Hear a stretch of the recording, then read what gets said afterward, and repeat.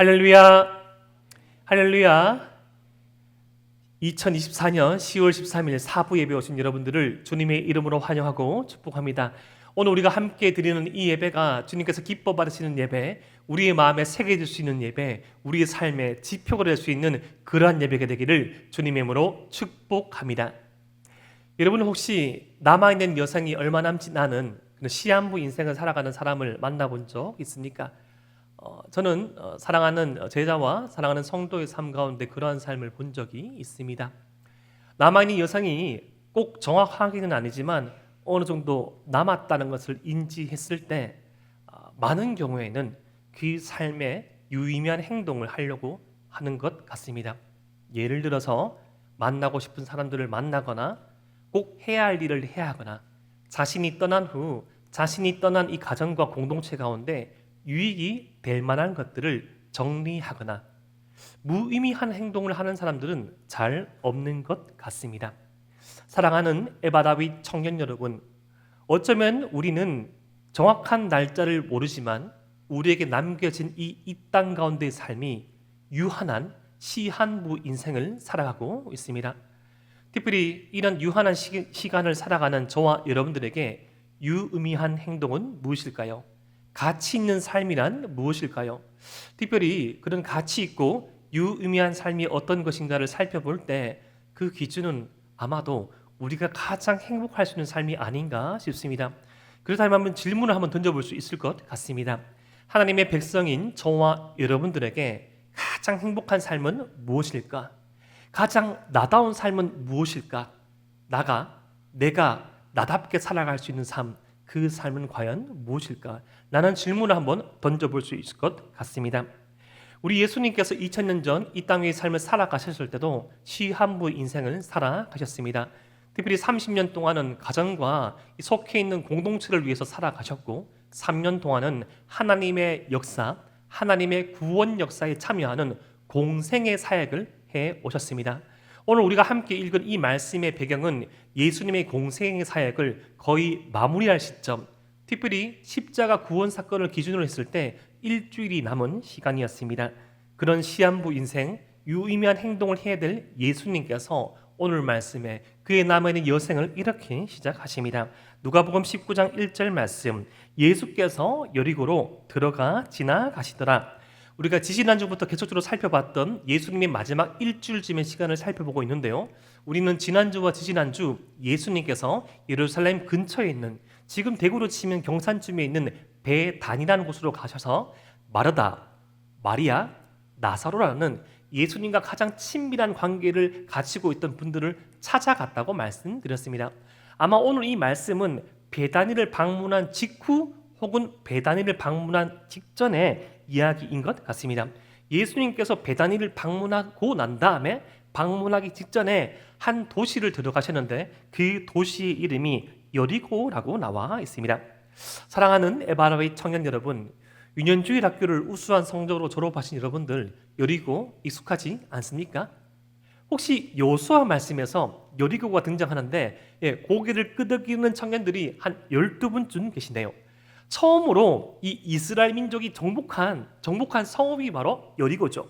여러분, 여리고, 영어로 제리코는 역사적으로도 세계 최고, 가장 올드한, 가장 오래된 도시입니다. 오래되었다는 것은 인류의 문명이 일찍이 그곳에서 태동하였다는 것이고, 그만큼 예수님 당시 여리고는 아주 거대한 메트로폴리스, 아주 거대하고 복잡한 대도시였습니다. 특별히 예수님 당시 이 여리고는 로마 제국의 퇴역한 군인들이 가장 손꼽는 휴양지였습니다. 여리고에서 가장 유명한 나무가 바로 야자수 나무였습니다. 여러분, 야자수 아시죠? 잎이 넓은 열대에 들어지는 그런 나무들 말이죠. 아마도 저와 여러분들이 경험해 보고 싶은 가장 좋은 여행지, 가장 안락한 휴양지가 바로 여리고인 것 같습니다. 그런데 그 여리고에 있는 한 사람을 누가복음 19장 2절 말씀에 이렇게 소개합니다. 우리 2절 말씀 함께 읽겠습니다. 시작. 삭개오라 이름하는 자가 있으니 세리장이요 또한 부자라. 이 여리고의 한 인물을 소개합니다. 삭개오를 소개합니다. 여러분, 이 삭개오라는 이름의 뜻은 의로운, 순결한, 그리고 무제한이라는 뜻을 가지고 있습니다. 예를 들어서 이름을 불러요. 윤재의 이름을 부르는데 윤재의 이름 뜻이 이 거룩인 거예요. 근데 거룩아 아니면 미소가 있네요. 미소의 이름 부르는데 미소야 이름 부르는데 거룩으로 이름 불렀던 지체의 삶이 거룩하지 않은 거예요. 미소라고 이름 부른 사람의 삶이 미소가 없는 거예요. 그러면 좀 아이러니하겠죠. 삭개오의 이름의 뜻은 의로운, 순결한, 무제한이라는 뜻을 가지고 있었는데 그를 수식하는 수식어가 뒤에 두 가지가 붙습니다. 첫 번째는 세리장입니다. 한번 따라해볼까요? 세리장. 세리라는 직업을 가지고 있는 사람들 가운데 책임자라는 의미를 가지고 있습니다. 세리들의 어떤 팀장을 의미합니다. 여러분, 세리장은 지금 여러분들이 생각하는 가장 어려워할 수 있는 사람, 가장 여러분들이 혐오하고 기피할 수 있는, 기피하고픈 그 사람을 떠올리시면 됩니다. 없으면 어쩔 수 없고요. 없으면 참 아멘이고 땡큐죠. 우리 역사적으로 한번 살펴본다면 우리의 어떤 70년쯤 시간을 돌려서 구한말 일제 치하 때 일본에게 붙어서 이 한민족의 어떤 독립운동을 저지하고 우리나라 사람들의 생명을 팔아서 그들의 어떤 살과 피를 영위하던 친일파보다 더욱더 심한 사람들이 바로 세리장이었습니다. 특별히 로마 제국과 결탁하여서 원래 걷어들여야 될, 징수해야 할 세금보다 합법적으로 20% 혹은 30%를 더 거둘 수 있는 권리를 로마 제국에게 받았습니다. 원래 이 식민지 국가들은 이 지배받는 나라에게 내야 될 세금이 많은데, 안 그래도 내야 될 세금이 많은데 이 세금을 세리장에게 뜯기고 나면 더 먹고 살 것이 없는 거예요. 여러분, 직장인들은 좀 그런 마음 아시죠? 막 5월달쯤 이렇게 막 세금 낼 때나, 아니면 사업하시는 분들 막 이렇게 종합소득세만 내시거나, 그때 막 부과될 때 막 나라가 막 빼앗긴 것 같습니다. 때로는 우리가 이미 한 달 전에 쓴 돈이지만 막 카드 결제일이 지나가면 막 갈취당하는 것 같아요. 카드 패스하면서 월급이 떨어지다가 패스해 갑니다. 내 손에 남아있는 거는 11조밖에 없어요. 그런 분도 있죠. 예, 있을 수 있습니다. 그런데 한 사람이 더 끼어드는 거예요. 내가 안 그래도 카드사에 납부를 해야 되고 내야 될 세금이 있고 치료해야 될 대가가 있는데 이것을 더 빼앗아 가는 듯한 존재가 있다면 저와 여러분들의 마음은 불편할 것입니다. 그런데 그들의 삶 또한 의롭지 못했습니다. 하나님의 말씀에 관심이 없었고 오직 잘 먹고 잘 사는 것만 관심이 있었습니다. 그래서 이 세리장인 삭개오의 또 다른 수식어는 바로 부자였습니다. 부자. 여러분, 이런 어떤 이 수식어가 붙는다면, 예를 들어서 어떤 지체 A라는 지체가 있었는데 A라는 지체의 직업은 B요. 이 B라는 직업을 가지고 있던 그 지체의 상황은 부자더라. 이미 딱 붙어있는 거예요. 한 개는 직업, 한 개는 상황까지. 어쩌면 삭개오는 자신을 그렇게 환멸하고 자신을 그렇게 욕하던 사람들에게 떳떳할 수 있었던 이 자신의 위치가 바로 부자였는지 모르겠습니다. 여러분, 물질이라는 거, 여러분, 돈이라는 것은 가치 중조적입니다. 여러분, 성경은 돈을 많이 가지는 것에 대해서, 돈을 많이 버는 것에 대해서 부정적으로 말하지 않습니다. 반대로 돈을 많이 벌 수 없는 거, 돈을 많이 벌지 못하는 거에서도 부정적으로 말하지 않습니다. 반대로 돈이 없거나 돈이 없다고 하여서 청빈하다고 칭찬하지도 않고, 돈이 많다고 하여서 마냥 근명성실하고 능력이 있다고 말하지 않습니다. 중요한 것은 그 물질을 어떻게 사용하고, 중요한 것은 그 물질을 어떻게 대하는가의 문제입니다. 아무튼 분명한 것은 이 예수님께서 얼마 남지 않은 공생의 사역을 두고 찾아간 이 여리고에 부자, 그리고 그의 이름에 걸맞지 않은 삶을 살아가던 삭개오가 있었다는 것입니다. 그런데 그 도시에 예수님께서 방문하였습니다. 그때 예수님의 인기는 하늘을 찌르는 듯 했습니다. 여러분들이 여러분들이 경험한 가장 사람이 모인 것보다 더 많은 사람들이 예수님께서 방문하신 여리고 도시에 모이게 되었습니다. 예수님께서 그 여리고를 왔다는 소식을 듣고 삭개오가 호기심이 들었습니다. 우리 누가복음 19장 3절 말씀을 함께 한번 읽어 보겠습니다. 시작. 그가 예수께서 어떠한 사람인가 하여 보고자 하되 키가 작고 사람이 많아 할 수 없어. 여러분, 삭개오가 궁금했습니다. 그 예수라는 선지자는 자칭 그리고 타칭 하나님의 아들로 불려진 저 사람은 저 사람을 만나면 인생이 바뀐대. 저 사람의 말씀은 우리 시대에 많은 어떤 율법학자나 설교가와는 달리 말과 삶과 알미 일치되고 그는 또한 기적을 행한대. 그를 만났을 때 못 보던 자가 보게 되었고 못 걷는 자가 걷게 되었대. 심지어 베다니에 사는 나사로라 하는 사람이 죽었다가 다시 살아났대. 예수님에 대한 어떤 호기심을 가지고 예수님을 만나고픈 마음이 들었던 것 같습니다. 그런데 예수님을 만나고픈 삭개오에게 두 가지 장애물이 다가옵니다.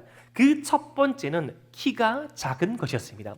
두 번째는 예수님과 삭개오 사이에 너무나 많은 군중이 위치하고 있었습니다.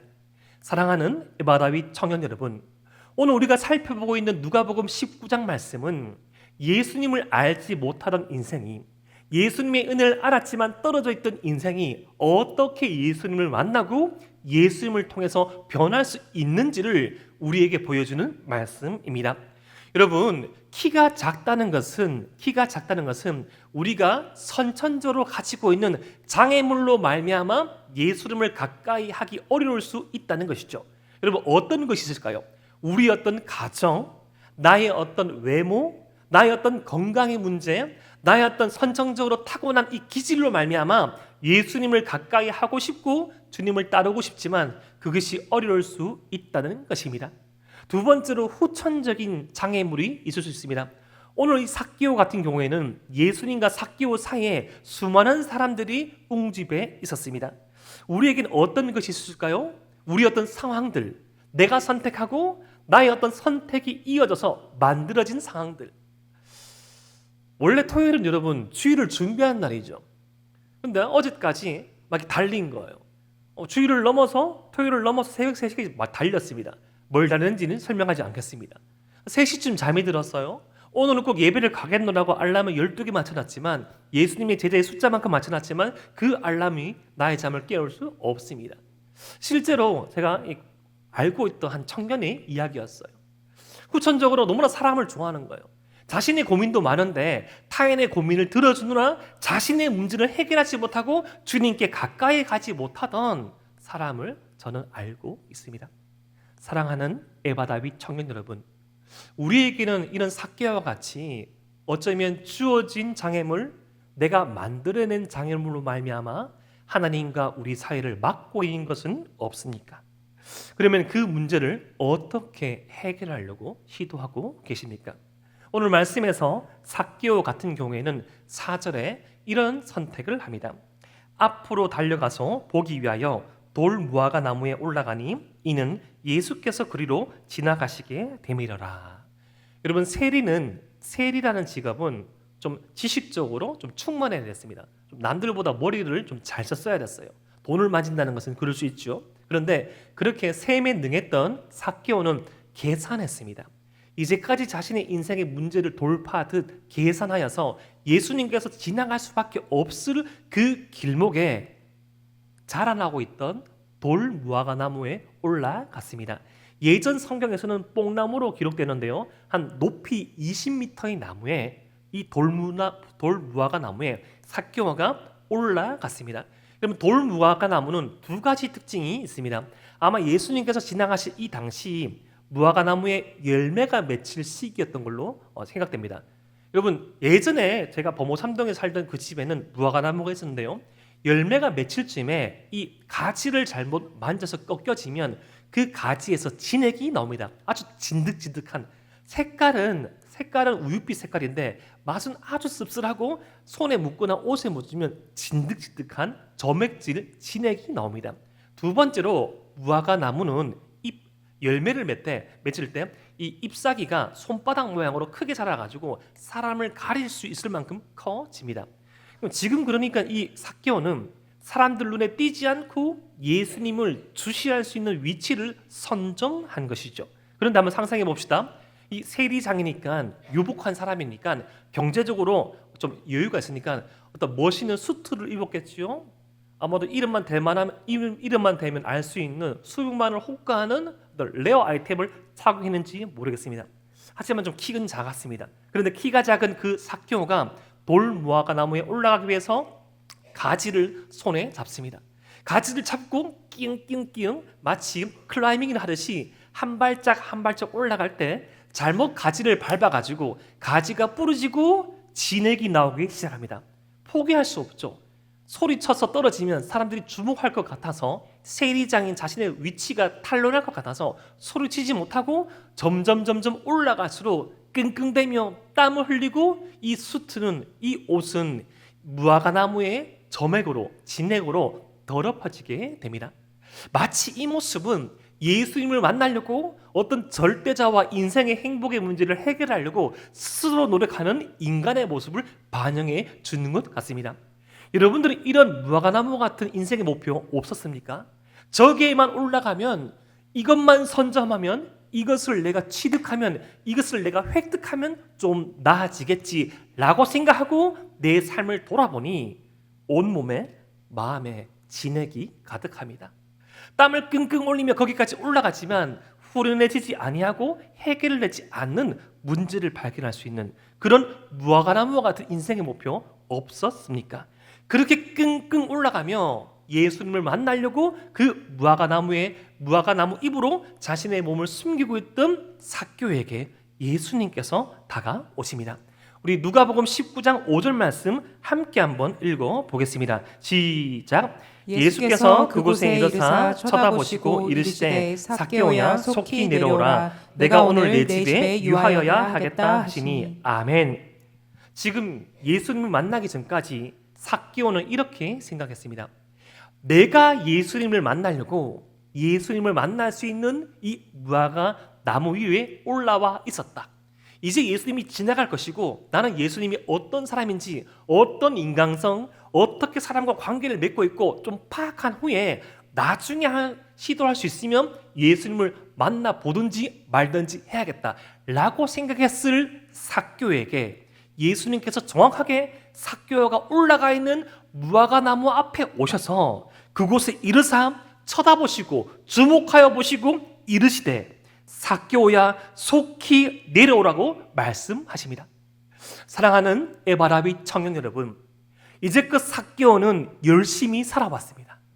그의 이름처럼 의롭고 순결하고 무지한 그 평가는 못 받았지만 열심히 살아서 최선을 다해서 살아서 세리가 되고 세리장이 되었지만 그를 둘러싼 사람들의 시선은 싸늘했고 경멸하였습니다.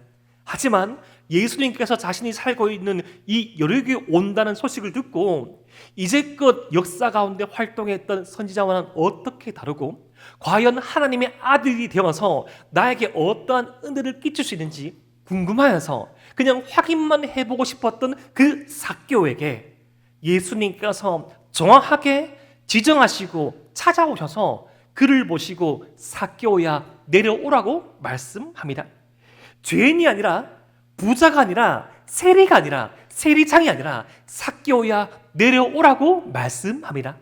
사랑하는 청년 여러분, 우리를 부르는 소리, 졸업생, 수험생, 취준생, 무슨 대리, 무슨 사원, 그런 말이 아니라 누구의 아들, 모태신앙, 새가족, 임원, 리더, 그런 말이 아니라 무슨 잘못을 한 사람, 어떤 성질이 어떤 사람, 그런 말이 아니라 우리 존재 자체를 보시고 내가 주님을 만나러 왔다고 생각했지만 주님이 나를 만나러 오시고 주님께서 우리의 본성, 우리의 정체성, 우리의 존재 자체를 부르십니다. 삭개오야 내려오라. 지금 이 사부 예배에서도 주님께서 오셔서 말씀하십니다. 에바다의 누구 청년아, 다윗의 누구 청년아, 그렇게 몸을 숨기고 있는 그 나무에서 내려오라.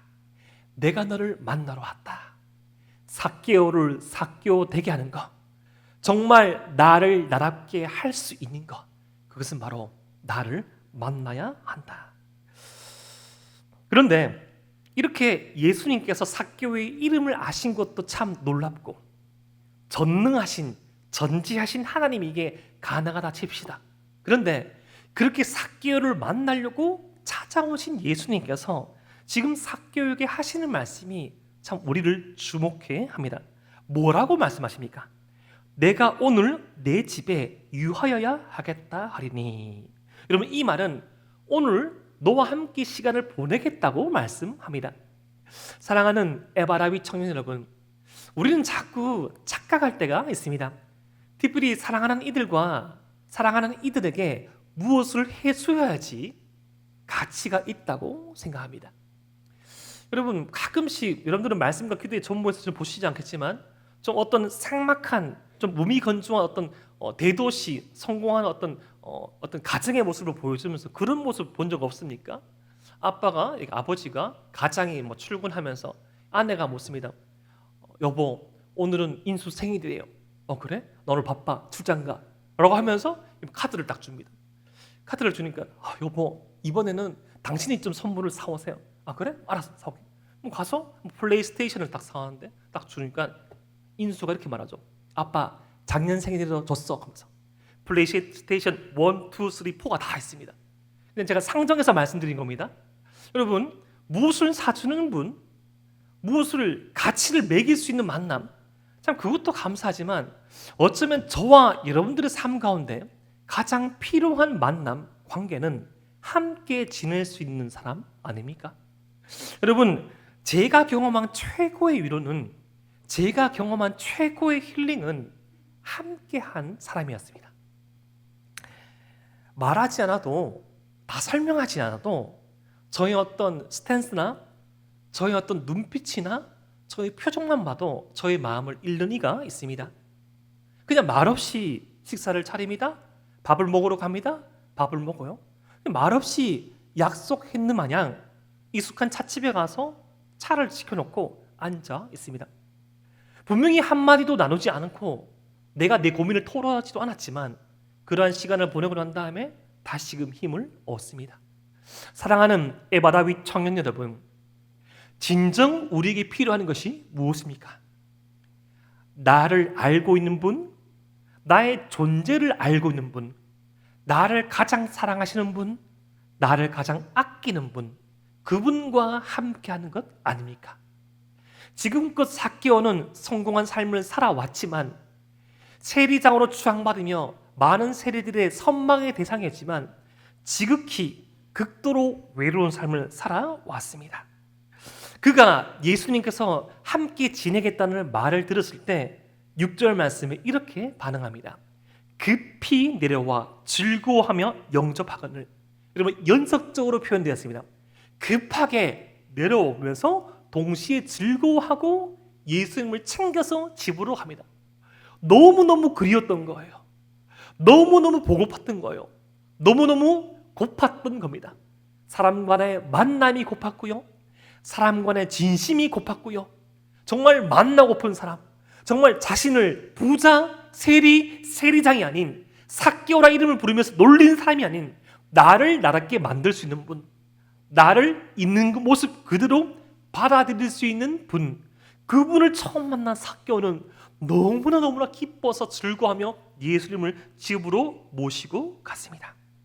사랑하는 에바라비 청년 여러분, 지금도 예수님께서는 그런 만남을 저와 여러분들에게 경험해 주기를 원하고 계십니다. 오늘 말씀을 통하여서 여러분들이 남아있는 청년의 삶을 통하여서 우리 성도의 삶을 통하여서 우리의 마음속에 우리의 일상 속에서 삭개오야 내려오라는 같은 그런 말씀이 들린다면 속히 내려와 주님을 우리의 마음속에 영접하고 우리 일상 가운데 주님과 동행할 수 있는 저와 여러분 되시기를 주님의 이름으로 축복합니다. 아멘. 여러분, 이만큼 말씀을 읽어보면 이제 예수님의 생애를 많이 살펴봤던 우리는 조금은 불안해지기 시작합니다. 꼭 이맘때 등장하는 인물이 있었죠. 바로 예수님을 반대하고 예수님을 흠잡으려는 사람이었습니다. 오늘 말씀에서도 이렇게 등장합니다. 누가복음 19장 7절 말씀을 함께 한번 읽어보겠습니다. 시작. 무사람이 보고 수군거려 이르되 저가 죄인의 집에 유하러 들어갔도다 하더라. 아멘. 지금 삭개오가 예수님을 데리고 그의 친구들과 함께 자신의 집에 들어가는 것을 보고 삭개오의 집 밖에 둘러싸고 있던 그 모든 사람들이 수근수근거립니다. 여기서 수근거린다는 것은 불만을 가지고 말을 한다는 겁니다. 그런데 불만을 가지고 악의를 가지고 말하는데요. 지금 예수님과 삭개오를 칭하는 인칭 대명사가 참 희한합니다. 예수님을 이름을 부르기 싫으니까 저라고 말합니다. 경상도 방언으로 지각 합니다. 지각. 욕으로 쓴다면 뭐 그 X 이렇게 쓰겠죠. 막 인칭 대명사를 욕을 씁니다. 그리고 삭개오를 이름 부르지 않습니다. 삭개오라 부르지 않고 죄인의 집에 들어간다 말합니다. 그만큼 이름도 부르기 싫을 만큼 싫은 사람이 바로 삭개오였던 것입니다. 지금으로 치자면 저와 여러분들이 가장 혐오할 수 있는 그 사람의 집, 저와 여러분들이 가장 이해할 수 없고 가장 욕을 많이 하고 가장 어려워하고 가장 꼴보기 싫고 가장 안 되었으면 좋겠다는 그 사람의 집에 예수님께서 들어가신다면 저와 여러분들 이해할 수 있겠습니까? 하지만 오늘 말씀을 통해서 우리가 이해하고 기억해야 될 한 가지 사실이 있는데, 진리의 세계는 우리가 생각한 것보다 훨씬 분명하고 높고 넓다는 것입니다. 다시 말씀드립니다. 진리의 세계, 은혜의 세계는 저와 여러분들의 선입견보다 더 크고 더 높고 더 넓습니다. 하나님의 은혜가 필요 없는 사람이 아무도 없습니다. 주님의 은혜로 말미암아 변화될 수 있는 사람이 아무도 없습니다. 저 사람은 못 변할 거야. 나는 안 될 거야. 저 사람이라면, 저 친구라면, 저 지체라면 안 될 거야. 라는 사람까지 그 사람 넘어도 변화시킬 수 있고 필요하며 그에게 근본적인 출발을 가능케 하는 것이 바로 은혜라는 것입니다. 여러분, 오늘 말씀 누가복음 19장 7절부터 이 다음에 살펴볼 8절까지 말씀 가운데 어떤 행간, 이 행간 가운데 어떤 일이 있었을까요? 예수님께서 삭개오의 집에 딱 들어가셨습니다. 막 식사를 막 하죠. 막 예를 들어서 여러분들이 뭐 좋아하는 거, 뭐 생각하는 거 다 나올 수 있어요. 뭐 아마 예수님께서 좋아하는 거 시켰겠죠. 예수님, 뭐 드실래요? 나는 탕후루 먹을 건데, 마라탕 먹을 건데 말할 수 있겠죠. 좋아하는 거 아마 말씀하실 겁니다. 아마 예수님 되게 드시는 거 좋아하거든요. 막 한참 드시다가 뭐 음식을 먹고 모자란 걸 또 오고, 그 다음에 음식을 다 드시고 난 다음에 막 차를 드셨겠죠. 이야기를 나눴을 겁니다. 삭개오, 예수님 제 이름은 삭개오입니다. 그렇지, 네 이름 삭개오지. 그런데 저는 삭개오가 아닙니다. 무슨 말 하는 거야? 너무 밥을 많이 먹어서 정신이 없는 거야. 삭개오라는 이름의 뜻은 의로운, 정결한, 거룩한이라는 뜻이지만 제 삶은 거룩하지 않습니다. 예수님께서 뭐라고 했습니까? 그걸 바라게 태태택 하면서 이 집 잘못 들어왔네, 음식이 이상하다라 하면서 이 거룩하지 못한 사람하고 이런 그 저주를 퍼부었을까요? 아마 예수님은 저의 어떤 상상력을 발휘하자면 삭개오의 이야기를 다 들었을 것 같습니다. 한참을 이야기했겠죠. 눈물을 흘릴지도 모르겠습니다. 그가 저지른 악행을 다 말했을지도 모르겠습니다. 그 말을 들은 이 예수님께서 이 삭개오의 말을 듣고 삭개오를 경멸하는 눈빛이 아닌 그를 지극히 바라보시며 사랑하는 눈빛으로, 저는 아마도 이렇게 말했을 것 같습니다. 상상입니다. 삭개오야, 이제 너를 삭개오답게 살게 해주겠다. 나와 함께 하나님의 자녀된 삶을 살아보지 않으렴? 라고 말씀하시면서 물질이 아닌, 명예가 아닌 하나님을 섬기는 삶에 대해서 말했을 것 같습니다. 그런 말을 들었다고 가정한다면 8절 말씀이 이해됩니다. 우리 누가복음 19장 8절 말씀을 함께 한번 읽어보겠습니다. 시작. 삭개오가 서서 주께 여짜오되 주여 보시옵소서, 내 소유의 절반을 가난한 자들에게 주겠사오며 만일 누구의 것을 속여 빼앗은 일이 있으면 내 갑절이나 갚겠나이다. 아멘. 여러분, 7절 말씀에 삭개오의 집에 들어가서 식사하시고 교제하셨어요. 그리고 이 8절 말씀에 나오지 않은 행간 가운데 8절의 행동을 삭개오가 합니다. 두 가지로 요약하죠. 첫 번째, 자신의 소유의 절반을 가난한 사람들에게 주겠다고 말합니다. 두 번째, 자기가 만일 부당하게 번 소득이 있으면 그 재물을 4배로 갚겠다고 말합니다. 원래 율법에 스스로 시인하는 부당한 재물에 대한 취득세는 20%만 갚으면 되겠습니다. 그런데 20%만 갚으면 되는데, 자진 납부는 20%만 하면 되는데 부당하게 취득한 것에 4배를 갚겠다는 것은 수십 배, 수백 배를 돌려주겠다는 거죠. 지금 삭개오는 자신의 전 재산을 포기하겠다는 말과 같습니다. 여러분, 무엇이 이런 일을 가능케 했을까요? 여러분, 정말 피땀을 흘려서 정말 자신을 욕할 수 없을 만큼 든든하게 지켜주던 부자 타이틀을 떼버리겠다고 말씀합니다. 왜 그랬을까요? 발견한 것이죠. 7절과 8절 말씀 사이에, 그리고 예수님께서 그를 만나던 순간부터 그에게 임한 은혜로 말미암아 나를 나답게 하는 것, 삭개오를 삭개오답게 하는 것은 부자가 아니요 세리장이 아니요 바로 하나님의 은혜구나. 이 은혜가 나를 나답게 하는구나라고 생각하고 부당하게 취득한 모든 재산을 사회에 이 필요한 사람들에게 환원하겠다고 말한 것입니다. 사랑하는 에바다윗 청년 여러분, 저와 여러분들에게 어쩌면 동화 속과 같은 이 이야기가 현실이 될 수 있을까요? 저와 여러분들에게 목사님 돈을 벌어야 뭘 주죠, 있어야 뭘 좀 주지 않겠습니까? 무슨 4배입니까? 지금 4달을 임금을 밀렸는데 라고 말할 수 있는 어려운 형편이 수 있겠지만, 조금 더 말씀을 확장시켜 생각해 본다면 가장 지금 우리를 안절부르게 하게 하는 그 문제, 가장 우리의 행동을 선택을 좌지우지하게 하는 그 문제까지도 후련하게 주님 앞에 맡겨드리면서 살아갈 수 없을까라는 질문을 던져볼 수 있는 것이죠. 지금 그러한 삶이 가능케 된 이유를 주님께서 9절 말씀에 이렇게 말씀하십니다. 예수께서 이르시되 오늘 구원이 이 집에 이르렀으니 이 사람도 아브라함의 자손이므로다. 여러분, 구원이라는 것은 우리가 지금 단순하게 예수님 믿고 천국에 간다는 그 단어만 알고 있는데요, 원래 이 구원이라는 것은 건짐을 받다라는 의미를 가지고 있습니다. 건짐을 받다. 여러분, 혹시 과거에 혹은 근래 물에 빠져본 적이 있습니까? 저는 예전에 어머니 아버지 손에 이끌려가지고 전도에 놀러 갔다가 계곡물에 빠진 적이 있습니다. 계곡물에 막 빠져가지고 허우적허우적 거리는데 아버지께서 저를 건졌습니다. 근데 건져가지고 다시금 딱 세우니까 정확하게 제 배꼽만큼 물이 되더라고요. 그렇게 시간이 한 30년 40년 지나가지고 한 3-4년 전쯤에 저희 가족과 함께 이 온천탕에 간 적이 있습니다. 가족 욕실 있는 곳에 가게 되었어요.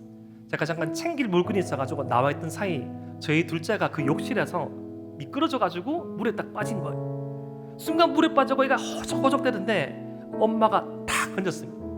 탁 건졌는데 세워보니까 정확하게 배꼽까지 오더라고요. 여러분, 사람은 배꼽 혹은 가슴방까지 오는 물이라도 넘어지고 헤엄을 치지 못하면 죽는답니다. 여러분, 사망의 물, 사망의 음침한 골짜기에 빠져있는 저와 여러분들을 생명을 걸고 건져서 푸른 초장 실만한 물가로 옮겨 놓으신 곳이 바로 구원입니다.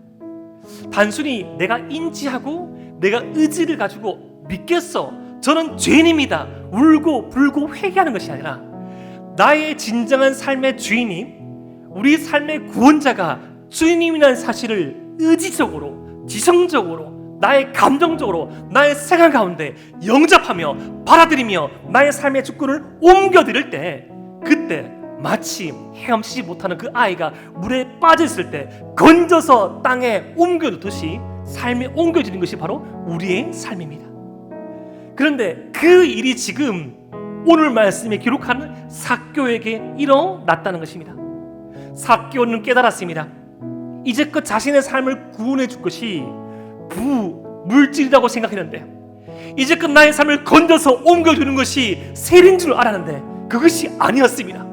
나를 나답게 하는 것, 정말 이 삭개오라는 이름처럼 정말 저와 여러분들이 가지고 있는 그리스도인, 하나님의 자녀, 주님을 닮은 사람이라면 이 이름의 가치에 맞게끔 살아갈 수 있게 하는 것이, 내가 어떤 자격을 취득하고 내가 이직을 하고 내가 결혼을 하고 내가 사랑에 성공하고 내가 좀 더 세련되고 유택한 삶을 살아야지 주님께 영광 돌리는 것이 아니라 나를 나답게 하는 것이, 오직 나를 나답게 하는 것이 주님께서 우리에게 베풀어 주시는 은혜라는 사실을 알고 그 은혜에 의지하고 그 은혜에 붙들러 사는 삶이 구원받은 삶이라는 것이죠. 이것을 깨달은 삭개오는 자신을 의지하고 있던 모든 것을 내려놨던 것입니다.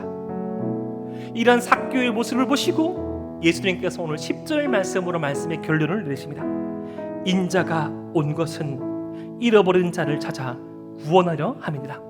얘들아, 내가 이 땅 가운데 살아가는 이유가 있으니 나는 잃어버린 자, 자신을 잃어버린 자, 정말 나를 나답게 하는 그 일을 잃어버린 자, 하나님의 자녀됨의 권세를 잃어버린 자, 내가 얼마만큼 사랑스럽고 내가 얼마만큼 존귀하며 하나님 보시기에 얼마만큼 아름답고 주님 보시기에 얼마만큼 가치 있는 인생이며 주님 보시기에 얼마만큼 사랑받고 사랑할 수 있는 인생인지를 마치 기억상실증에 걸린 사람처럼 까먹고 살아가는 그 사람들에게 기억을 회복시켜주고 삶의 정성을 살려주는 것, 내가 이것을 위하여 이 땅 가운데 왔나라고 고백하십니다. 사랑하는 에바라위 청년 여러분, 오늘 말씀을 통해서 우리 두 가지를 생각해 보기 원합니다. 첫 번째, 나를 나답게 하는 것이 무엇입니까? 내가 이것만 있으면, 이것만 취득하면 좋겠다고 생각하는 것, 그건 넘어서 정말 내가 그것을 획득하였을 때, 정말 그 관계가 이루어졌을 때 우리를 우리답게 하는 것이 무엇입니까? 주님과 함께하는 것이, 주님과 친밀히 지닌 것이 우리를 우리답게 합니다. 두 번째, 잃어버린 자들은 누구입니까? 우리 자신을 포함하여서 주님 보시기에 잃어버린 자들이 누구입니까? 여러분, 세상에 잃어버린 자들은 천지입니다. 주님의 그 자녀됨의 권세를 잃어버린 이 세상에는 자신을 잃어버리고 사는 사람이 너무나 많습니다.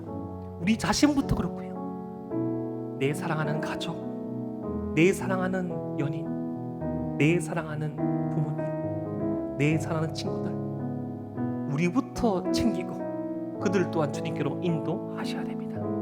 그때 주님께서 삶의 진정한 맛을 느끼셨듯이 우리의 삶 가운데 진정한 행복의 한 조각을 찾을 수 있을 것입니다. 오늘 말씀을 통하여서 우리의 삶을 돌아봅시다. 나를 나답게 하는 것, 그것이 오직 주님의 은혜인 줄 알고 살아갈 수 있는 저와 여러분 되시기를 주님 이름으로 축복합니다.